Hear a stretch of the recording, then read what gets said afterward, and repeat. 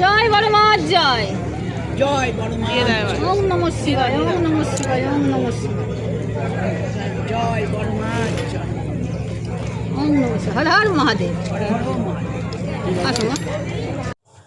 Launch থেকে নেমে প্রথমে মা গঙ্গার দর্শন করে তারপর আমরা এগিয়ে চললাম পুজো কোন দিকে দেওয়া হয় বা কোন দিকে লাইন পড়েছে এগুলো দেখার জন্য। তো আস্তে আস্তে যখন আমরা যাচ্ছিলাম তখন স্বাভাবিকভাবেই সেখানে পুজোর সামগ্রী বিক্রি হচ্ছিল। পুজোর সামগ্রী কিনে আমরা যখন লাইনের শেষে দাঁড়াতে গেলাম তখন আমরা প্রায় 2 কিলোমিটার হেঁটে চলেই গেলাম, যেখানে লাইনের কোনো শেষ নেই। প্রচুর মানুষ এসছেন, প্রচুর মানুষ দাঁড়িয়ে আছেন লাইনে, এবং প্রায় 2 কিলোমিটার হেঁটে যাওয়ার পর আমরা শেষ পর্যন্ত লাইনের শেষ দেখতে পেলাম এবং সেখানে তারপরে দাঁড়িয়ে পড়লাম।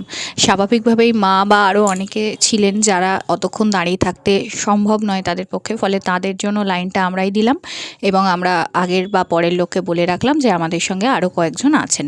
তো এইভাবে আস্তে আস্তে মোটামুটি সকাল 10টায় লাইন দেওয়ার পর বিকাল 4টের সময় ওই যে দেখতে পাচ্ছেন সামনে একটা বড় পোস্টার মতো, ওইখানে বড় মার মন্দির, ওইখান পর্যন্ত পৌঁছোতে আমাদের 4টে বেজে গিয়েছিল।